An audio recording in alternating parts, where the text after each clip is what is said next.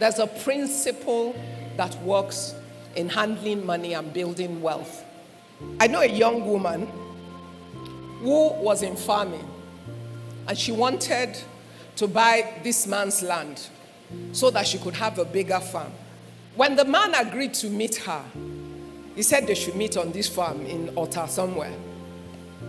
She looked at the expanse of the land. In fact, she went there to lease the land from the man. But when he saw this young woman, thought, you are doing all this, yes. What do you want to do with the land? And she explained all her vision and everything and all of that. The man said to her, do you know what? Do you want to buy the land? She said she laughed. Why? She could not imagine herself buying the land because she can't afford it. So the man said to her, no, go back and think about what you can afford to pay me for this land.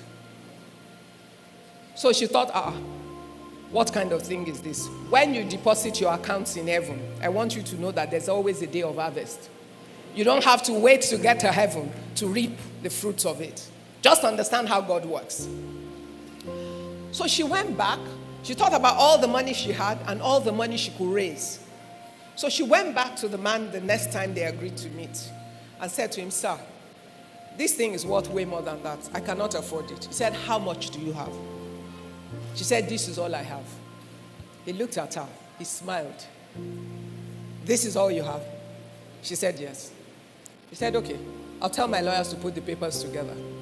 That's how I sold the land to her, at the price she could afford, not at the price that the farm was worth. Why? Because that was my first question. So why did he sell it to you? All his children live abroad. They have no interest in that asset or in his work. The man had labored, he had built up this land and this farm, and for him, he would rather hand it over to someone that will make something of it and use it well than leave it for children that have no interest in it.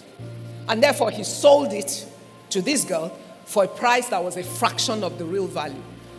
When the wealth of the Gentile will be transferred, it will be in ways that you cannot think.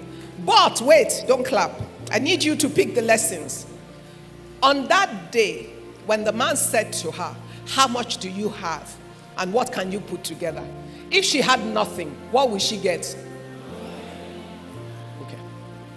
So the wealth of the Gentiles will be transferred to the prepared hands of the children of the kingdom as the Lord facilitates the opportunities and the moments that those things will happen. Now, the question is, what is your preparation?